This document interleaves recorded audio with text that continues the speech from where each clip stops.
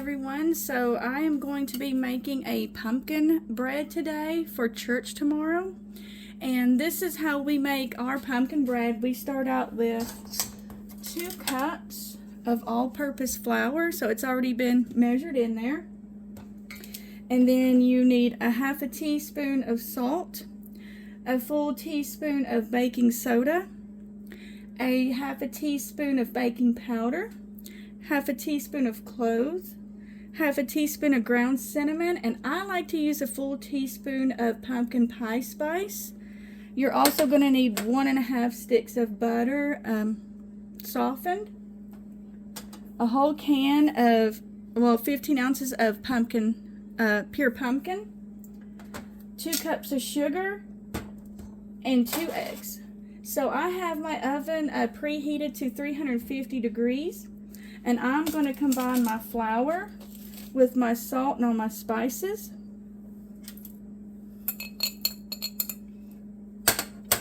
Mix it up, make sure it's incorporated well.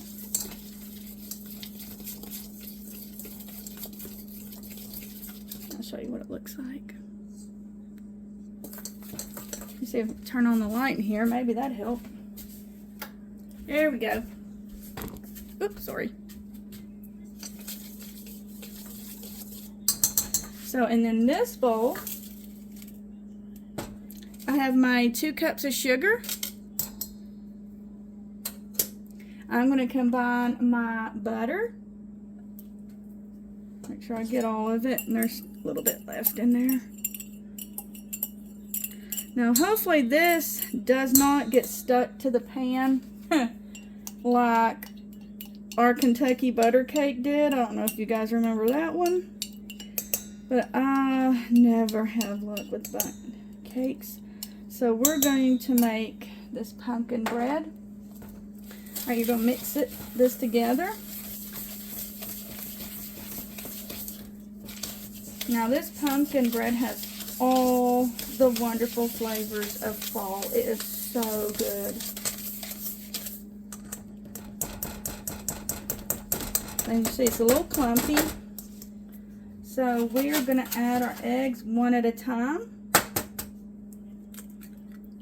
And eggs are really good if you grow your own tomatoes. If you wash out your eggs, let them dry, and then ground them really fine, they are great for your tomato plants. That's if you grow your own garden. Mix this up.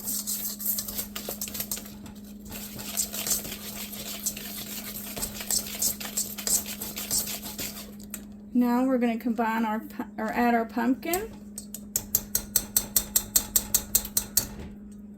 That's going to be a mess. Give me just a second.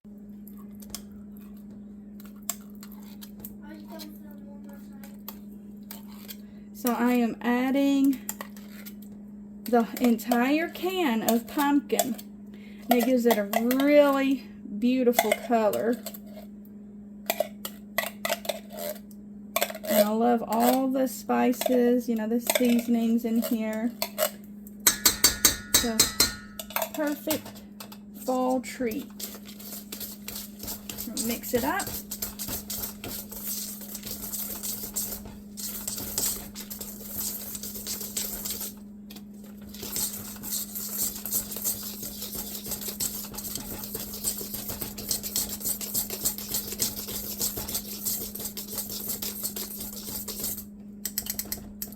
Then I'm going to get my wooden spoon.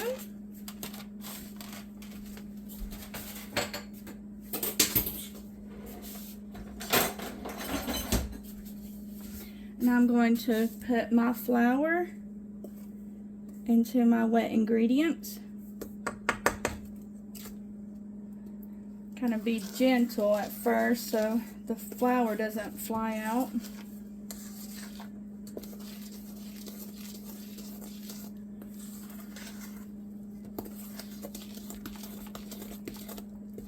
Add a little bit more. There we go.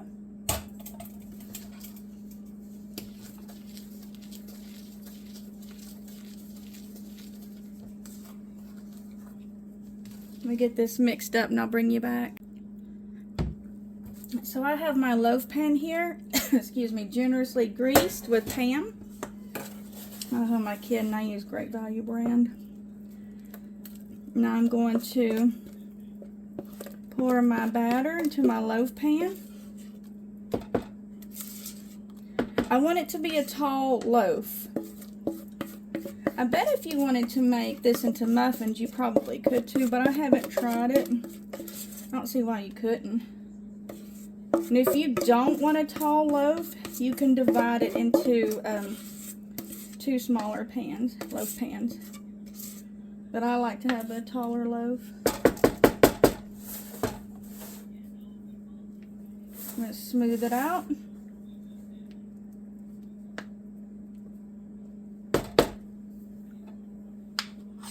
If it'll let me. Oh, my oven's preheated. That's good.